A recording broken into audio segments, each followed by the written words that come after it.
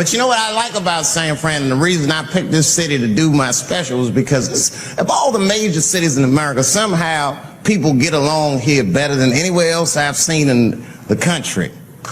That's right. That's right. And I always admired San Fran for that. And today I realized how you did it. Put all the niggas on the other side of that bridge. There's nothing, this shit ain't happy on that side. You leave San Francisco like, bye, thanks for coming to San Francisco. Come back in April, we're having a sale on Birkenstocks. As soon as you get to the other side, welcome to Oakland, quick, quick.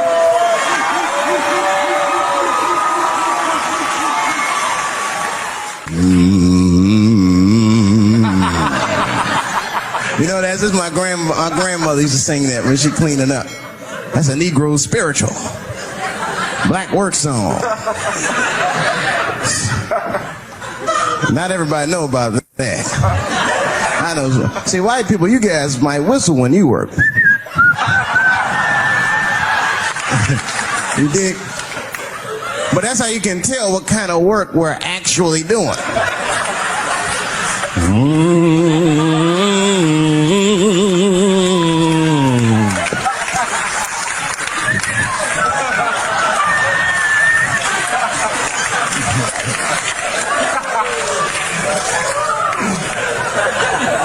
I study that kind of shit. I do. Anything that has to do with race. I read a little here, see a little there. And I travel. That's always good. Traveling has made me a racism connoisseur, if you will. You know, it's different from region to region. Anyone ever been down south? So you guys know what I'm talking about. Now, the racism down there is just... it's perfect. Stew to a perfection. It's comfortable, it's out in the open. There are no secrets in Mississippi. Everybody knows the deal. Morning, morning, sir.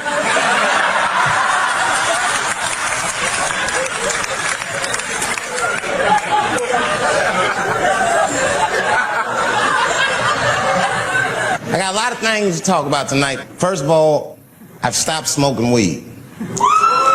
With black people, you didn't let me finish my goddamn. I'm sorry, black people, to break the news so publicly, but I can't smoke with you anymore.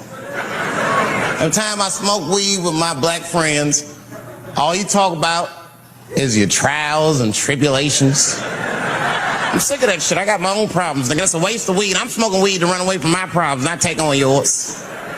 From now on, I smoke weed exclusively with white people. Calm down, you win by default. You got good weed conversation. All white people talk about when they get high is other times that they got high.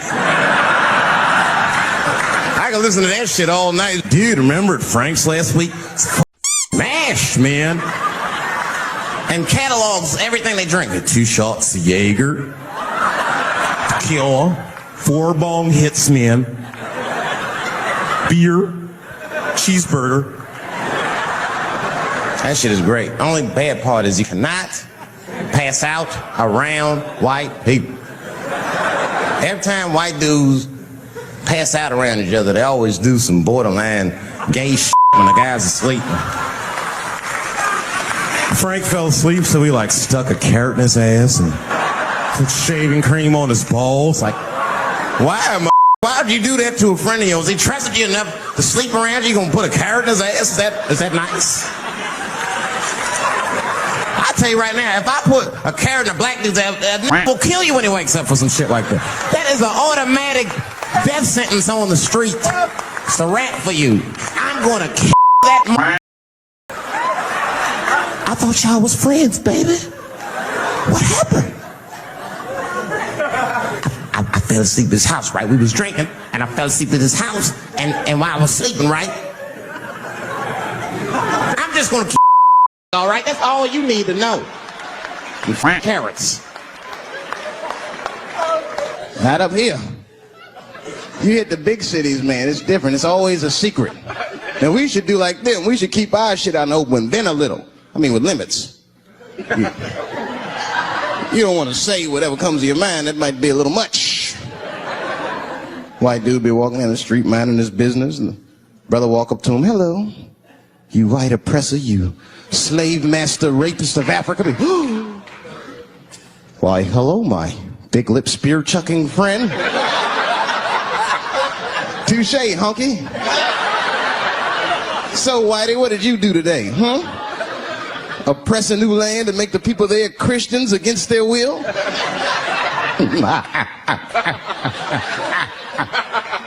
What did you do, fellow?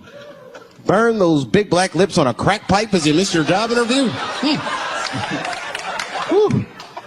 Easy, Whitey, you're cutting deep. All this chit-chat has got me thirsty. If you will excuse me for a moment, I'm going to go to the Korean store and get something to drink.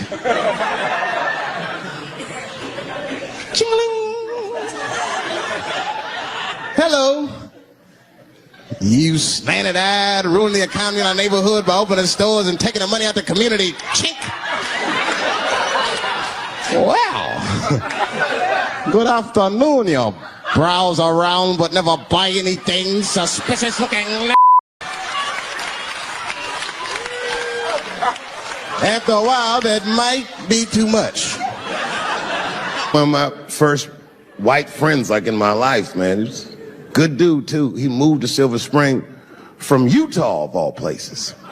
I guess his family was affiliated with that Mormon church they got down there, and me and him used to hang out. And one day I was at his house, we were just hanging out, and Timmy says, Dave, why don't you stay for dinner tonight? I said, oh, man, I'd love to, but I can't. If I'm not home before dark, my mother will kill me. That was a lie. My mother had several jobs. I hadn't seen her in like 3 or 4 days. And the only reason I lied to Timmy was because at that point in my life, it was my experience that white dinner wasn't delicious.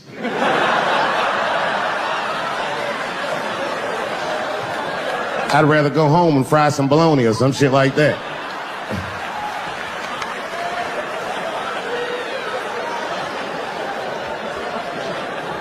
But then old Timmy threw me a curveball I wasn't expecting. He said, it's too bad you can't stay, Dave, because Mom made stovetop stuffing. I said, what? Stovetop? Well, hold on. Let me make some phone calls real quick. I had seen that commercial so many times. I had dreamt of getting my hands on some of that stovetop stuffing.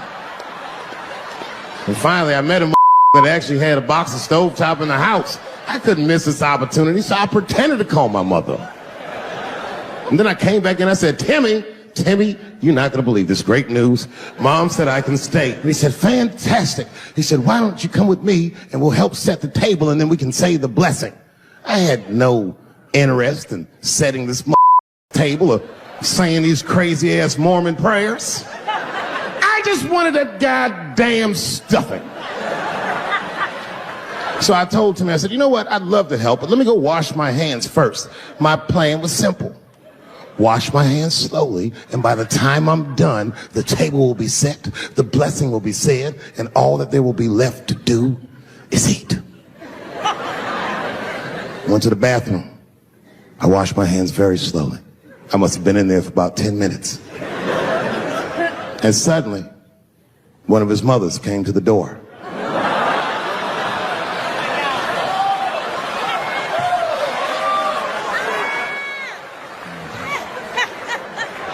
She was like, hi, David, right? I said, yes, ma'am. She said, Timmy tells me that you're planning on staying for dinner. I said, I hope that's not a problem, ma'am. She says, no, it's no problem. In fact, we'd love to have you. It's just that we weren't expecting company. And I'm afraid there's not enough stovetop stuffing for everybody. So I kicked her in the... Bam! Ladies and gentlemen, I told you I'm dope, nigga. I told you what I was going to say, and you still didn't see it coming. And that's why I make the big bucks. People only see the surface. They see the division in our foods. Just because I eat chicken and watermelon, they think that that's something wrong with me. Let me tell you something. If you don't like chicken or watermelon, something is wrong with you, something wrong with you. Where are all these people that don't like chicken and watermelon? I'm sick of hearing about how bad it is. It's great. I'm waiting for chicken to approach me to do a commercial. I'll do it for free, chicken. It's the least I can do. They make fun of Latin people for eating, what y'all eat? Beans, rice, corn. Listen, that's not a reason to hate them, all right? It's funny, but it's not a reason to hate. The only reason these things are even an issue is because nobody knows what white people eat. You've been very good at keeping that shit a secret amongst yourselves.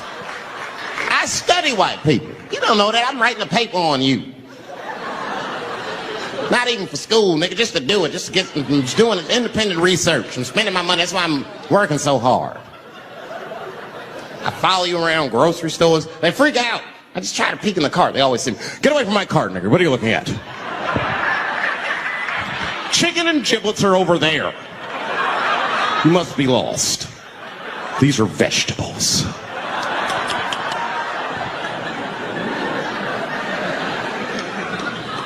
I know what you drink. See how quiet it got? Grape juice. Surprise, because you didn't know I knew about grape juice, did you? Oh, don't play dumb with me. You're looking, what is it?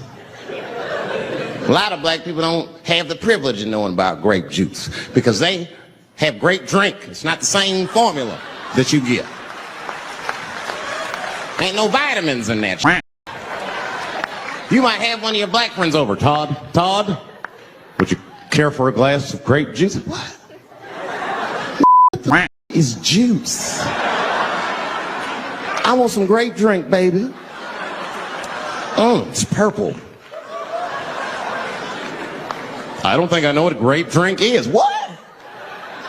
I have some apple juice if you want. What? Juice. I want some apple drink. Scream.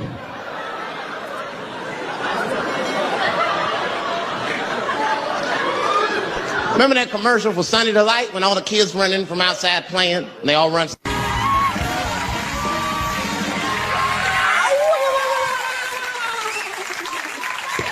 All right, everybody, we are back. My first guest is the star of the Comedy Central series Chappelle's Show. This Saturday, you can see him in his Showtime special, Dave Chappelle, For What It's Worth. Please welcome, hottest guy out there right now, Dave Chappelle. Man. Dave, here we go. To be fair, some of that was spillover from my monologue. Show some love. Dancers ready. I got nothing tonight, buddy. How are you? I've been. You know, when I wear that shirt, I don't get away with it. You know what? Hi, everybody. Yeah. That's right. How are you? I'm great, man. You're great. You're doing it's just amazing. First of all, I'm blown away by what's happened to me this summer. It's been incredible. Yeah, and I don't want to embarrass you, but that's part of my job.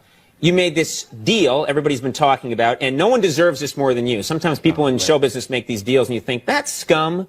But, Eric Estrada, what? I'm after Estrada. He's getting away with murder. But no, but you made this deal, Comedy Central, huge deal, $50 million deal. Everybody's talking about it. What are you going to do with that money? How has this changed your life? Nothing's changed, man. I spent 100 grand on leather pants. But you were probably doing that before. I mean, yeah, it's all the same. I've been giraffe shopping with the Jacksons. But other than that, just the usual stuff. It's just that my old friends aren't into giraffes like I am now. Right. They can't keep up with me. They can't keep up with you. It's just a difference. What about offers to do movies? You know, I mean, I know you've done movie work before, but now you're this hot. the phone's got to be ringing off the hook. It's funny because before I wasn't getting any movie offers, and now I get a lot of offers for like bad movies, like those Planet of the Apes type roles. What? You saw that movie Planet of the Apes with Mark Wahlberg. The remake, yeah. Well, yeah, they're both racist to me, man. Like the first one was like, you know, just get your damn dirty ape hands off me. I'm like, oh, come on, what are you really talking about? Or like, and then I see the new one, I'm thinking, this is a more progressive time, this will not be as racist. And then they had the apes was setting the dinner. Yeah, I'm not even making this up, they was eating watermelon. I was like, oh, come on, man. So the apes was eating watermelon. And then, like, later on in the movie, they're running from the apes and, like, running the water because the apes can't swim. Which is like, oh, word, but see, these apes can talk, but they can't swim. And then at the end, it's like, when I seen the ape smoking a Newport, I just got up and... Yeah, you're right. That sounds good. That's another thing that's changed since I made all this money. I stopped smoking menthol. There you go. I just stopped smoking, but I don't smoke anything that they market to black people. Really? That's where the poison is, as far as I'm concerned. I can't make it that easy, baby. I keep them confused. I'll smoke stuff like with Slims. I look at the box like, nobody's gonna hurt this white woman. Give me two. Not right. Smoking is bad, everybody. Kids, if you're watching, don't smoke. But it's pretty funny to talk about. Yeah. Now, I don't want to pry, but I'm going to take a shot at this. Who are you going to vote for in this election? You know, it's funny. I was really into Kerry. Then when I got all this money, now Bush is looking a little better now that I got this money. I'm torn. It changes. I mean, I'm black, yet I'm rich now, so I just the feelings I have inside, I don't know. Oh, What are you going to do? which one of these white people gonna take care of me? You're going to be in that voting booth with your Virginia Slims, thinking about it. In my leather pants and ascot. Giraffe's going to lean in. Hurry up! Let's go. Now, are you going to be a charitable person now? Is this going to, and maybe you were before, but do you think you're going to try and help the people around you? Well, since I've joined the Republican Party, no, I'm not. That's good. That's good. They'll take care of themselves. Nah, man, I'm pretty charitable. Matter of fact, there was a guy that used to live in front. He wasn't even, I shouldn't say lived. He was homeless, obviously homeless. He used to stand in front of my apartment. And one night I was coming home from shooting late, and I saw him. It was cold out. He's shivering. So I just gave him $20, which is something I didn't think about. Just get something to eat, man, whatever. And he was so grateful. I'll never forget. He was just like, "Thank you, brother. This means a lot. I'll never forget you." And people say that all the time. This guy never forgot. As a matter of fact, he came to my house every day after that, knocking on the door. He's like, "Come on, man, I just need some money. I could get something to eat." And he's shivering. I'm like, "Come on, dog, it's July, for real. What you want?" He's like, I'm hungry, please." So he's hungry. I'm not going to turn away a hungry person. And I'm like, "Well, what are you trying to eat?" He's like, "What? A burger. I need a burger." But I'm like, "I need more information. Do you want cheese on it? Do you want fries?" Different burgers cost different amounts, right? I need to know how much money to give. He's like, "I want some crack, okay?" I want some crack. Maybe some fries too, but mostly crack. You were wasting the guy's time. He had business to do. I felt bad, but then I'd see him and I'd try like encourage him, like, when I'm coming out, like, you can beat that crack. And I guess that's like an annoying thing to say to a crack addict, because he's just like, "All right."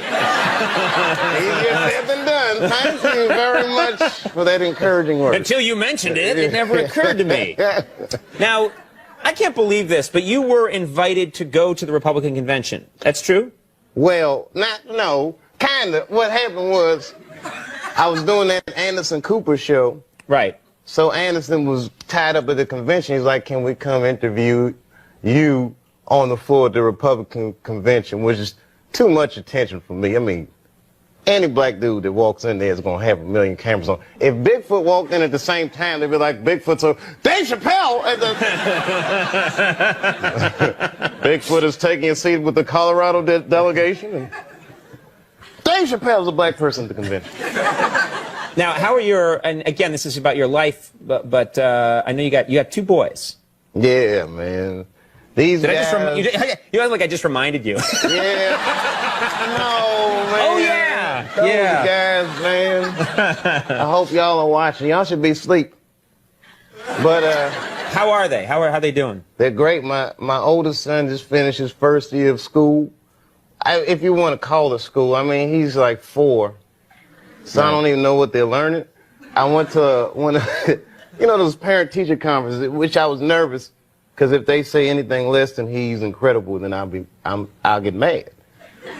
So, but she was like giving me his report card, like his running is great. His jumping is incredible. She goes through all the litany, she goes, but he needs to learn how to use his words more. So I'm like, what does that mean, use his words? She said, well, like at nap time, if someone's sleeping on his mat, he should come tell me and not kick that person. I was like, what you think I'm raising, a snitch? Kick him, son. You guys gonna get some help? He's doing the right thing. Yeah, that's right. I'm trying to get him to keep it real, you know. Keep it real. Yeah, man. I don't Good. want no son to come telling everybody to do something. Just kick him. Kick him. Kick him hard. Yeah, he'll move. Just kick him.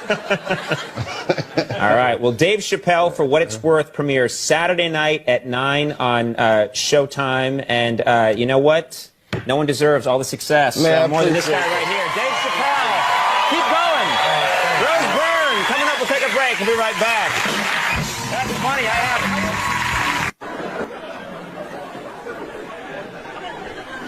Boy. Yeah, tough time for the blacks. I'm not gonna say nothing about the police. I'll leave that for Chris Rock.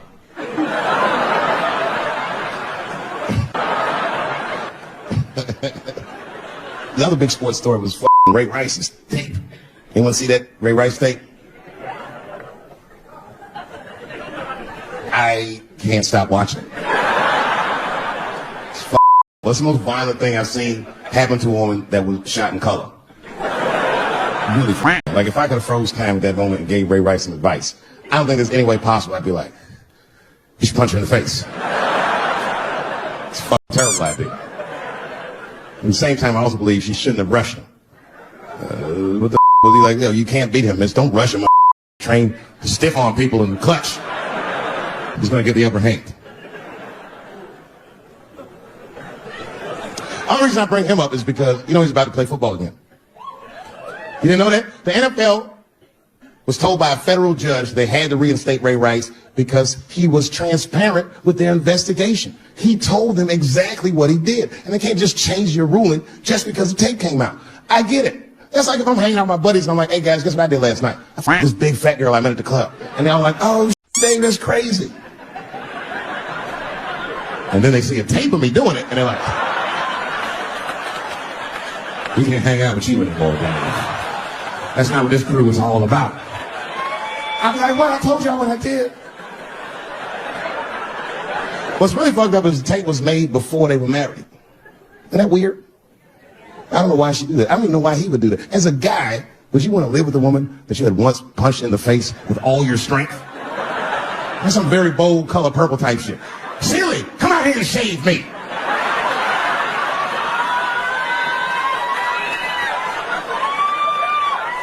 You know, you man.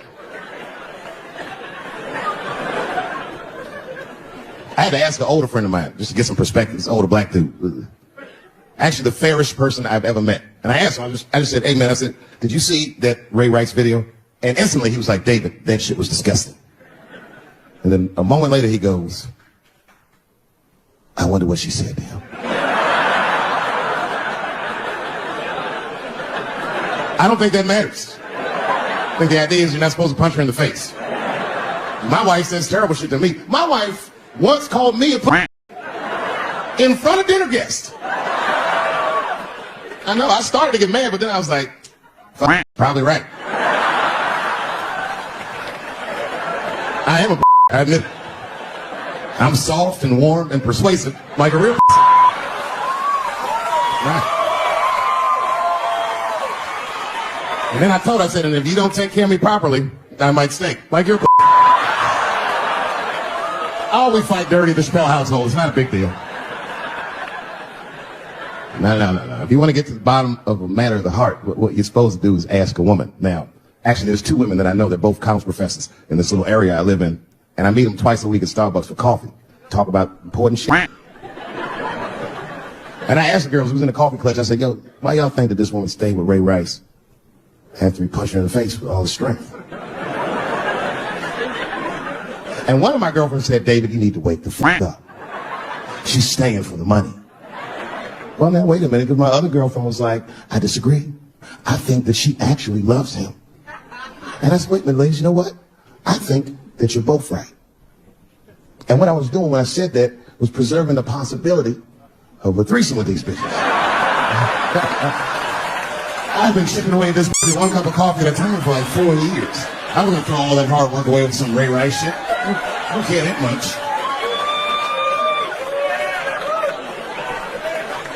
I'm just being real. It's f***ed up, man. It's a tough time for the blacks. I love you too. And then here comes the banana peel. I'm waiting on it in a second. You know, that's how it starts. I saw in the paper today that the guy that threw the banana at me got arrested again because he threw a banana at another bar in Santa Fe. Look it up online after the show. He actually did that. And that guy was black too. I'm just saying. And you know what the guy said he did it at night? He said, I did it because Dave Chappelle is racist. So, nigga, that's not the best way to handle that if I am racist. What if Martin Luther King just went around throwing tuna casserole on white people? Would that work? Huh? I see your girl bubbling. She's drunk as hell, buddy. Listen, sir, I don't know what you're saying, but just take my advice. Get some water in her, or you're going to have some dry pussy when you get home.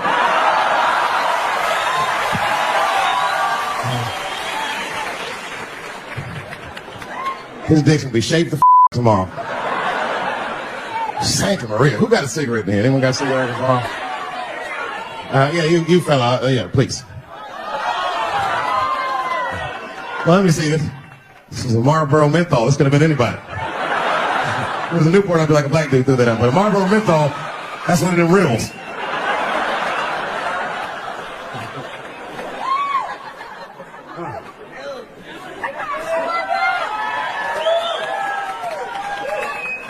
Is the word pretty offensive? All right, just checking. I asked that crowd when we was in Denver, I said, is the word pretty offensive? And the whole crowd said no, except for two people. One was a woman in the front. She's older than me, maybe around my age. Definitely a feminist. You know what I mean? Short haircut, plaid shirt, you know what I'm saying? And she didn't say it offended her. What she said is, she said, I'm uncomfortable with that word. And I was like, really? You? And then before I could ask him why, there was one other guy, he was in the balcony. Now, I don't think he was saying this to me, but he said this. Everybody heard him say it. He goes, it's delicious.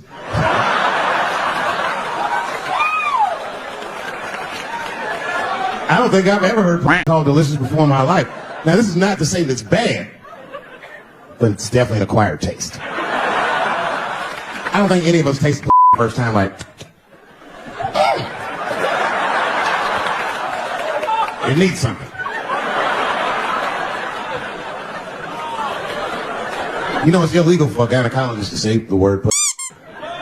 They can only say vagina, or they can name individual parts medically, but they can never say shorthand, even if the gynecologist is a woman. I feel like if it was a woman gynecologist, it's cool. Like, am I all right? She's like, girl, that pussy. Yeah. I don't think men should be allowed to be gynecologists. That shit is a conflict of interest.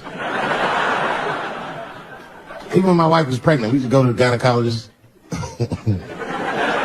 And he put her legs up in that stirrup like this. He'd be like, all right, Mr. Chappelle, just try to relax. I push back up my just tell me what to look for.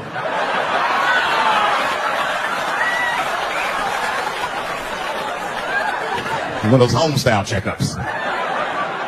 There's too many ethical questions when men do that. Like, can a gynecologist lose their license for smelling their fingers during an exam? Is that illegal? How could they not? These are men. It's like if you have a good barbecue, you don't even think about it. You just...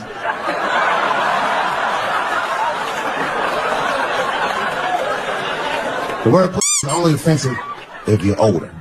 People my age and younger, I don't think we dance to that shit. The song come on the radio, it's I beat the pussy. Yeah, that's on the radio. I beat the pussy. That's a pretty harsh song. It's like nothing like a love song. There's no tracks in his tears, no midnight trains to Georgia. This man simply beats the pussy up. Unbelievable. You don't even know if he's having sex with these women. They might just pull their pants down. He'd be like, bah! Jiggle it. Like he'd be watching HBO. Hi, I'm Larry Merchant standing here ringside with the pussy after a devastating bout with 50 Cent.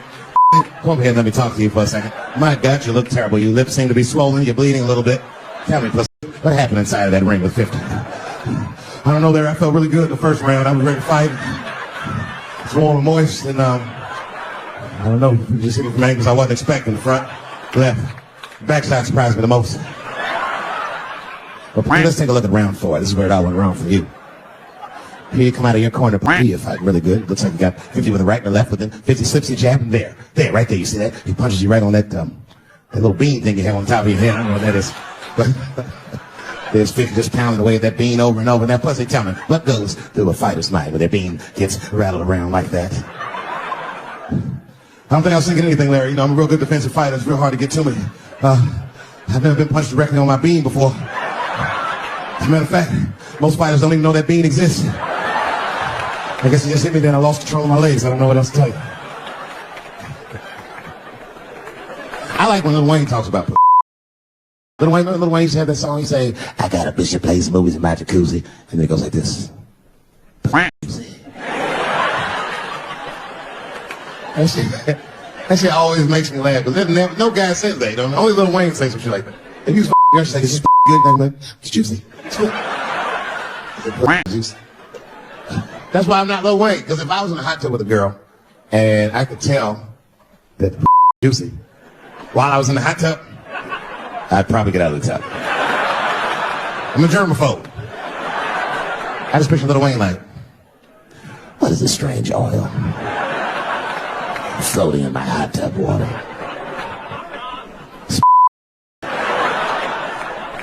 That shit was so funny to me, I must have wrote like no less than 40 jokes with the punchline juice.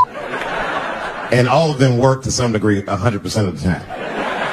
I'll do one more just so you believe it, okay? All right. And this next piece, it's a special episode of CSI. For some reason, Lil Wayne is guest starring as the lead detective, okay? That's the setup. Are you ready? Here it goes. Has anyone else been on this crime scene? No. It's very strange. This place is virtually undisturbed. No forced entry. No sign of a struggle. Show your flashlight. I got a snick at something. What is this? What is this? It glistens in the light. Smooth to the touch.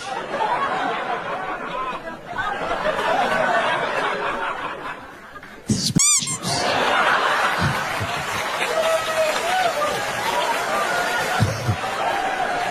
She must have been seen Indian style.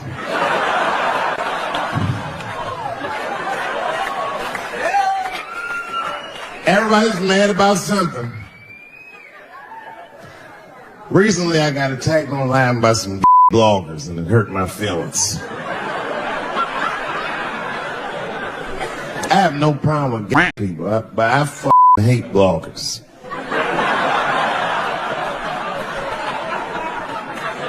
I'm not saying it because this person's gay. They was acting like a bitch online. They was like mischaracterizing my jokes, trying to make a point off of me, when it's like, yo, I'm your ally, I'm not trying to stop gay people. I got better shit to do. This saying things trying to get gay people to beat me up. Seriously, he was like, Dave Chappelle's jokes. I don't know how he actually talks, I'm just making his voice up. Dave Chappelle's jokes were an affront to the manhood of all gay men. What? that mean? I didn't say anything that would allude to gay men not being men. I know you men. In fact, what could be manlier than f***ing another guy in the ass? It's the most gangster shit I've ever heard of in my life. I told you I'm not cut out for that. I'm a pussy. And you know what I said? That's all I said. First of all, I'll tell you right now what I said. And I will tell you that this was not a joke. It's a true story. And I just happened to tell it. All right, what happened was I went to a gallery party. All right? I don't know who in here has ever been rich before, but these are very nice parties. You know, wine and cheese and ball of conversation. And there was a few eccentric types, one of which was a very wealthy man that happened to be wearing a dress. I don't know what you call him, man. This is a tranny or drag queen, perhaps. Whatever it was, this is definitely a man. And this man was definitely on drugs. I don't know what kind of drugs he's on, but I knew he had too much. He didn't look good. It's like this. He's like, he looked sick. And all his friends were standing around him, concerned, trying to revive him. I don't know what it looked like, some kind of gay CPR, just fanning and shit.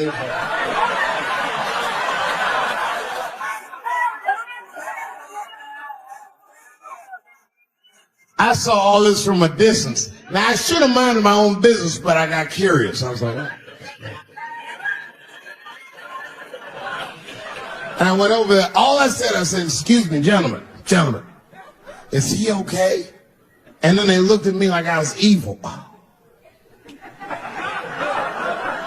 She is fine. I said, word? Oh. I'm sorry, I didn't know this is what we were doing. Here's my thing. I support anybody's right to be whoever they feel like they are inside. I'm your ally in that. However, my question is, to what degree do I have to participate in your self-image?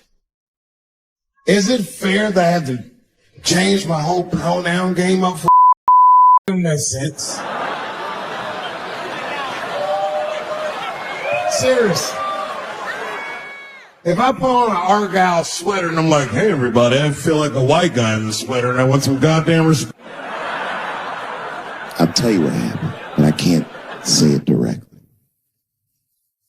There's a book to me that encapsulates my entire experience before I left the show. And the book is called Pimp. It's written by a guy named Iceberg Slim. Here, bring it up here. This is Matthew. Matthew is from France. He's white. And yet, he has an original copy of this book written by a black American who was a pimp in the 40s. Iceberg Slim, his real name was Robert Beck. He got the name Iceberg because he was in a bar in Chicago and there was a shootout in the bar and a bullet went to this hat and he still finished his drink. Pimps love shit like that. They said, man, you ice cold. He said, and it stuck. This book is so heavy in the front. It has a glossary of pimp terms because the ideas are so foreign to the American ears. For instance, do you know what the phrase mileage on a hoe means?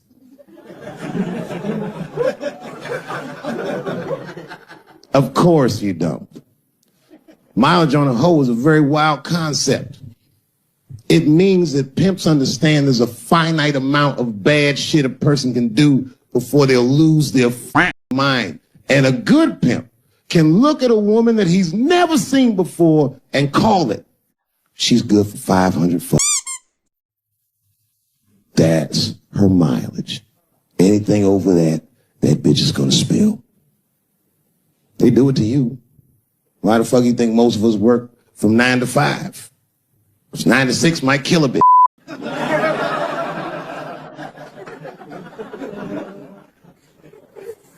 Iceberg Slim was the one that broke down what a bottom bitch was. Does anyone know what a bottom bitch is?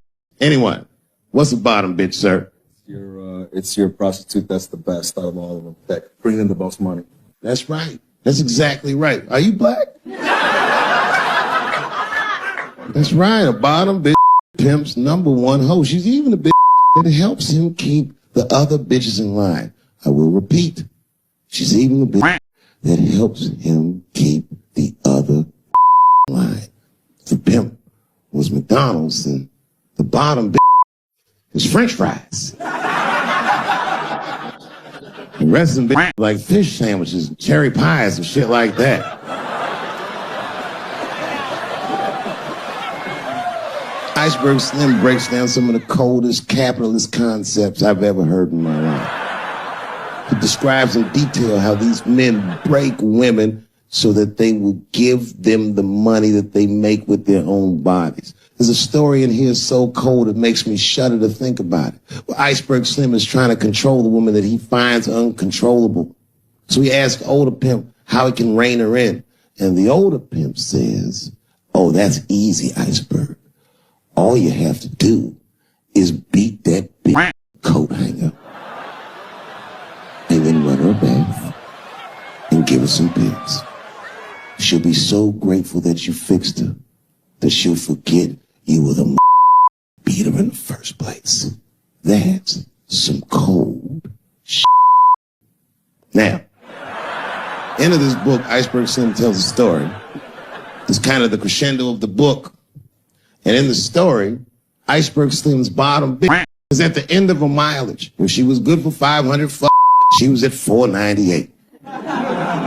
She was bubbling. You could see it. She was going crazy. She started saying all kinds of shit. Oh, I always wanted to be in the circus. Circus? This bitch is stupid. I can juggle too, you know. Juggle? He had to let her go. It's hard to let her go. A bottom bitch go. And he wasn't ready to let her go because his organization couldn't handle losing her. But she didn't know that. She didn't know how important she was. So what he did was, he called her to a diner. He said, look, bitch, you and I gotta part ways. She said, fine, motherfucker. I don't need you anyway because I know somebody at Ringling Brothers. She was like, all right, bitch, whatever. I got one last trick for you. It's a big money trick. You do this for me, you get paid, I get paid, and we go our separate ways. He said, fine, motherfucker, what do you want me to do? He said, okay, there's a guy in that hotel across the street. He's waiting for you in room number 7. I want you to go over there and I want you to But before you do, I need you to put some of this stuff in his drink. And then he's going to fall asleep. When he does, there's a briefcase on his bed. Bring the briefcase to me. That's the trick, bitch. Can you handle it? She said, I can handle it. I can't wait to get rid of you. She ran outside, jumped on a unicycle, and pedaled across the street. An Iceberg watched her. He was like, man, she's pretty good. Man, if I never jerked off in the face, maybe she would have been in the circus right now.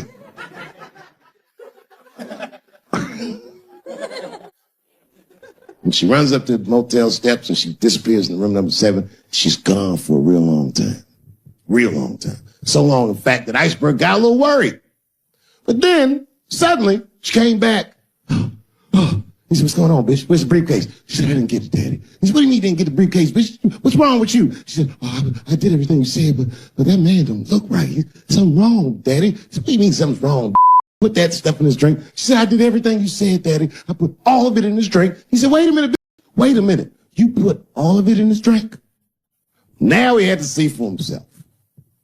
So the two of them go across the street to the motel and they go into room number 7. And on the bed, laying lifelessly, is the white man that she was supposed to f***. And Iceberg said, you right, bitch. She don't look good. So he called a friend of his that was a doctor that was close by. And the doctor came in, gave the guy a thorough examination, and told them both what was obvious. Slim, this is dead. Oh, God, Daddy. Oh, no. Oh, no, we killed him. He said, calm down, bitch. We didn't do anything. You killed this. And then he reached under the bed and he grabbed the briefcase, he popped it open. It was filled with money. More money than any of them had ever seen. And Iceberg took a little bit of the money and gave it to the doctor, and the doctor left discreetly. All right, bitch, let me think. I can fix this for you. I know somebody I can call. But if I call him, I'm gonna owe these big favor. Oh, God, Daddy, please. I don't want to go to jail. Neither do I, bitch, so will you shut up? She picked up the phone. She heard him mumbling on the phone a little bit. He hung up the phone, and she was pacing the room, and he was just standing there cool, and they were waiting, and then suddenly, a van pulled up downstairs. Two guys get out with a carpet. They walk upstairs. They roll that carpet out on the floor. They throw the body in the carpet. They roll that like a burrito. They pick that shit up, and they throw it in the back of the van.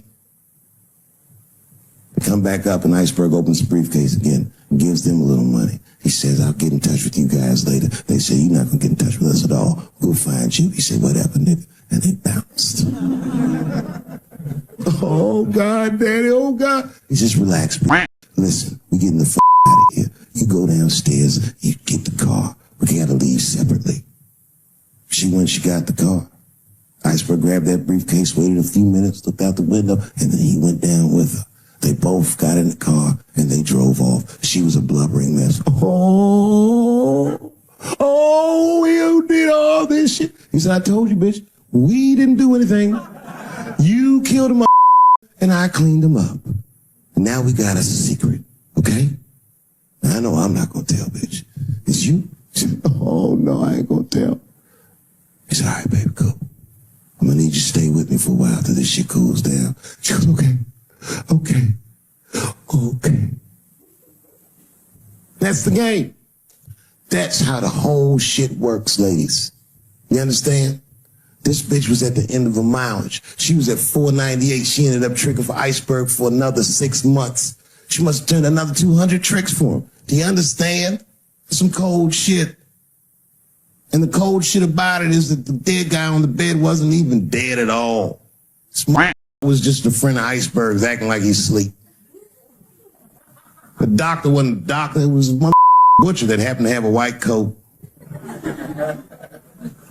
And the dudes who came in the moving van clothes was dressed like movers because they were movers. Iceberg had gotten a new apartment.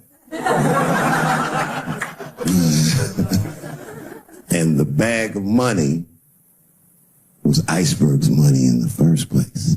The money he got from all those women. That's a cold game. That's the capitalist manifesto. And that's... I am not saying that to say that trans women aren't women. I am just saying that those that they got... You know what I mean? I'm not saying it's not but that's like beyond tastes like that's not quite what it is it? It's not blood, that's beet juice.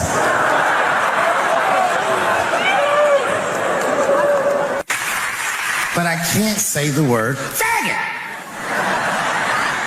And she said, because, David, you are not gay. I said, well, Renee,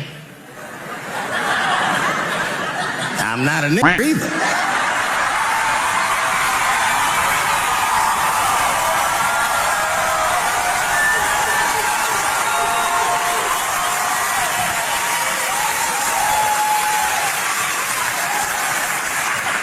But you see, what I didn't realize at the time and what Kevin had to learn the hard way is we were breaking an unwritten and unspoken rule of show business. And if I say it, you'll know that I'm telling you the truth. The rule is that no matter what you do in your artistic expression, you are never, ever allowed to upset the alphabet people.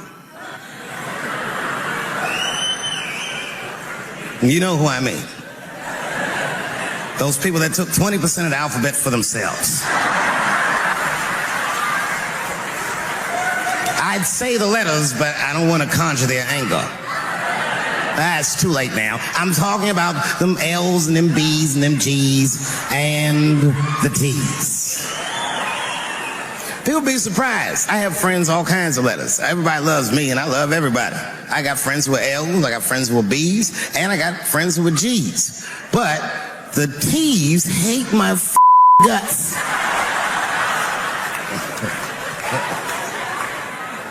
And I don't blame them. It's not their fault, it's mine. I can't stop telling jokes about these niggas. I don't want to write these jokes, but I just can't stop.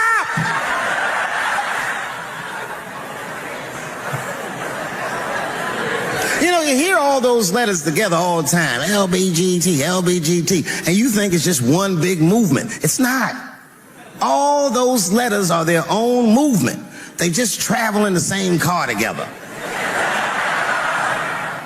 And my guess is,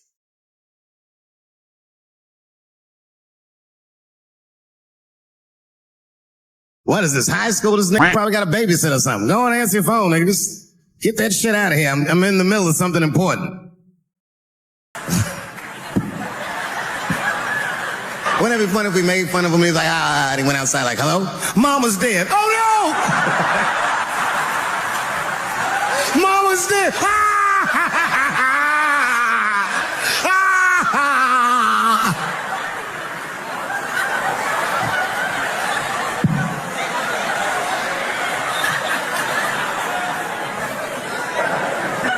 That was a weird time phone call, wasn't it? It's like his phone is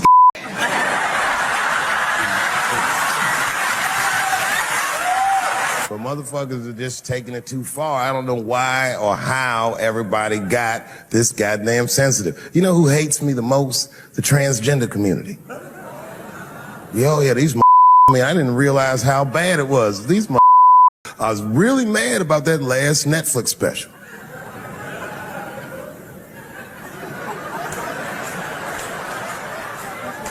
It's tough, man. I don't know what to do about it because I like them. I always have. Never had a problem with them. You know, just f around. As a matter of fact, I think I make fun of everybody. And I mean, as a group of people, they have to admit it's kind of hilarious, man. I'm sorry, bro. It's like, I've never seen somebody in such a hilarious predicament not have a sense of humor about it. They're born feeling like there's something other than they're born as, and that's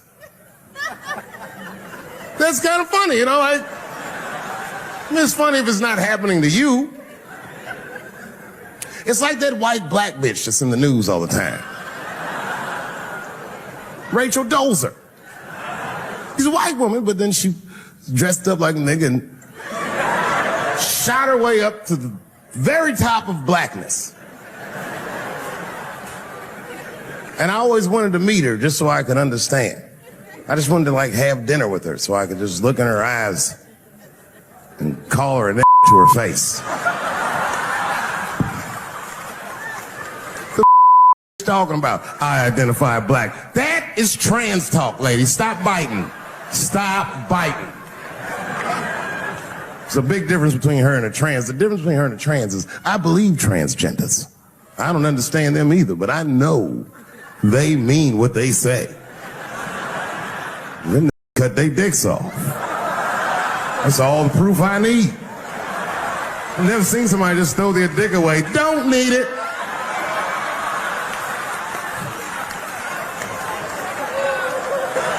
I don't understand, but I believe you and I support your decision,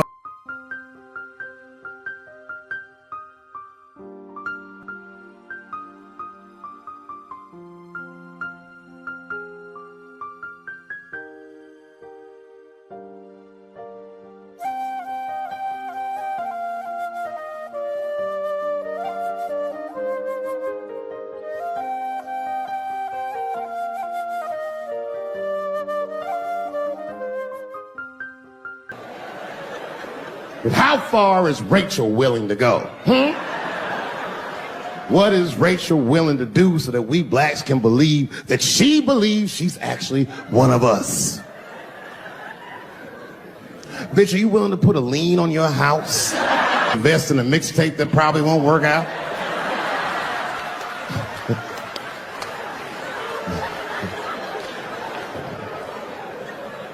She didn't even change her name. Didn't even change her name. Her name is Rachel. I can't believe in that name. If you want my support, you're gonna have to change your name to the blackest shit I've ever heard. But you're gonna have to change your name to Draymond Green. I don't know a blacker name than that. That shit is black on paper. If you type Draymond Green into Airbnb, that shit will log off automatically.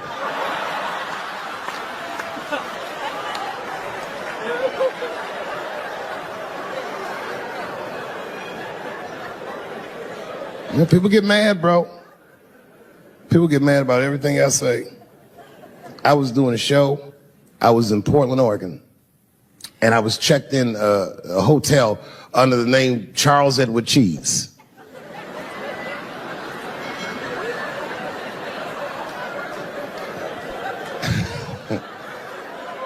I came back and there was a note. It was like a letter on my desk. It was addressed to Mr. Cheese. So obviously I'm going to assume that whoever wrote this letter must be an intimate friend of mine. This is not some kind of name that a person would just guess. But then I open the letter and it turns out I don't know this person at all. It's a fan letter. You know, I'm not even used to the idea that I have fans, but I'm grateful for it. And even though I'm grateful for fans, I don't read those letters. Be nice if I did, but realistically, it's like, what am I, Santa Claus, nigga? I don't have time for this. Like, got shit I want to do. I'm trying to chill. Read all these dreams and wishes from strangers. But I read it. I'd already opened it. So I just read the whole letter. And you know what, man? Whoever wrote this letter truly loves me. I mean, they were really nice in the letter. And then they described to me what it was like to come to the show, how excited they were, how much fun they were having. And then they said that when I got to my jokes about transgenders, that they were, quote, devastated. Because it turns out that whoever wrote the letter was transgender. Now I'm going to be real for a second. You got to understand, I never feel bad about anything I say up here.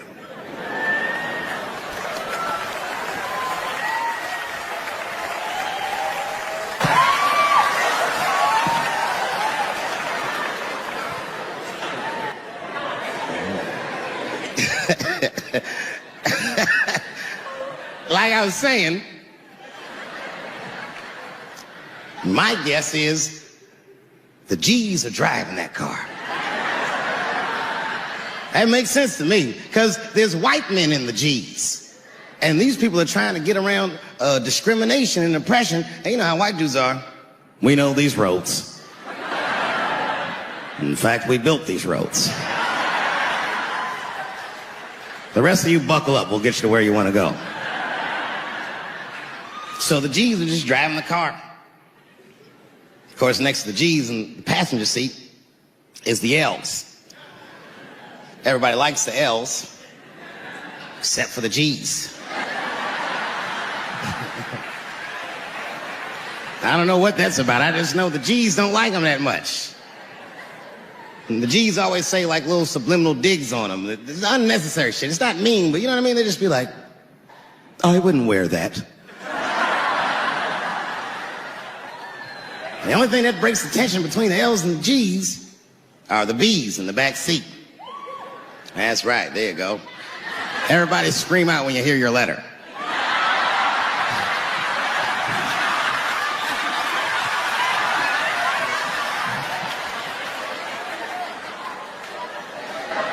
If it's one thing that the L's and the G's agree on, is that the B's are fucking gross. They seem greedy to the L's and the G's, you know what I mean? They're just sitting in the backseat like, yeah, man, I'll f anybody in this car. What's going on, man?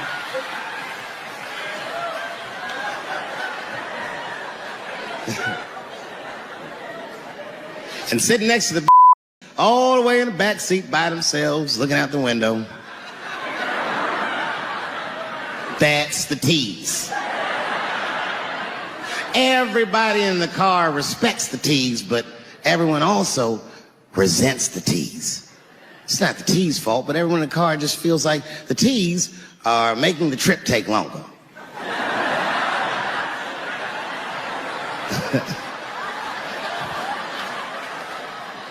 Anything the T's say gets on everybody's nerves. And then the T's don't even say anything bad. They should be in the back talking to himself. I'm hot. Shut up. Shut up, okay? Just roll the window down, you bitch. I don't know what you... What? Just said I was hot. Can you pull over at the next exit? I need to use the restroom. There is not a restroom for you for 4 states, nigga. Will you just shut so we can get where we're going?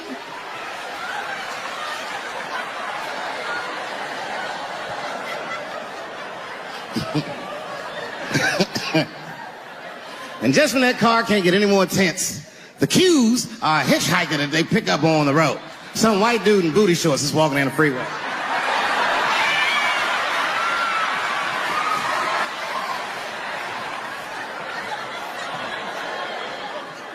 G's see him. That guy might be one of us. Hey, are you okay? You need some help? And he come over there with them booty shorts leaning on the window. Hey, what's going on, fellas? Lady? Whatever pronoun makes you feel comfortable in the back.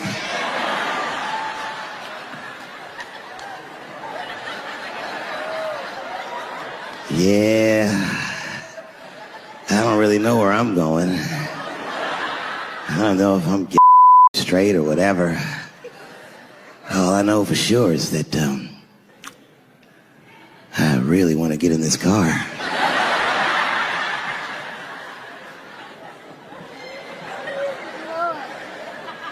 And they make him get in and sit in between the B's and the T's. I feel bad for T's, but they're so confusing. And it's not all my fault. I feel like they need to take some responsibility for my jokes. Because I didn't come up with this idea on my own. This idea that a person can be born in the wrong body.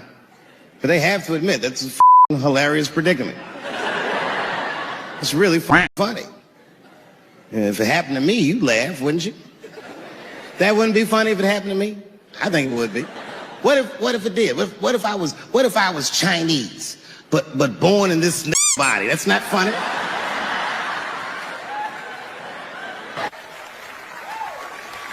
And I would never admit this to you if I hadn't locked your phones up. But it was the weirdest thing. Like when I read this letter, this made me feel bad. I didn't feel bad about what I said, you understand? I felt bad that I made somebody else feel bad. To be honest, I don't even know what I said that upset that person. I have so many transgender jokes.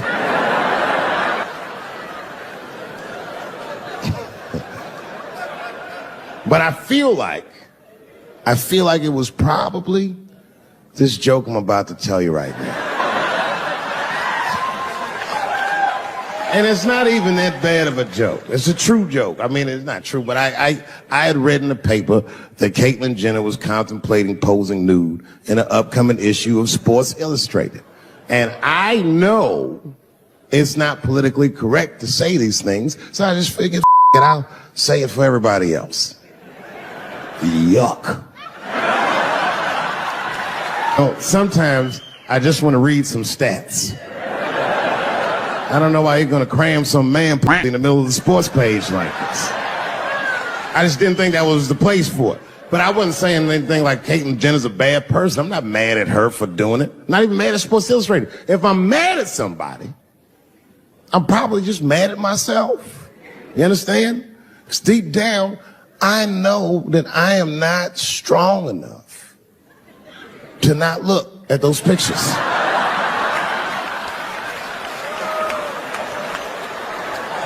And I don't think I'm ready to see what she's trying to show me. So Caitlyn, God damn it, if you go through with this thing, bitch, you better go hard or go home. I want you to go all the way. Hustler style. Do you know what hustler style means, miss? That means spread the lips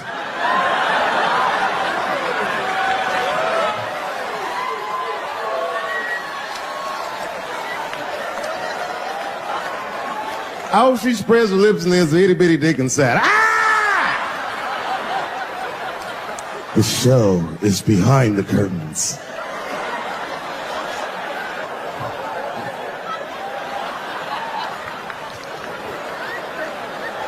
I don't know what I said that upset that person. But I'm going to tell you something. When I read that letter,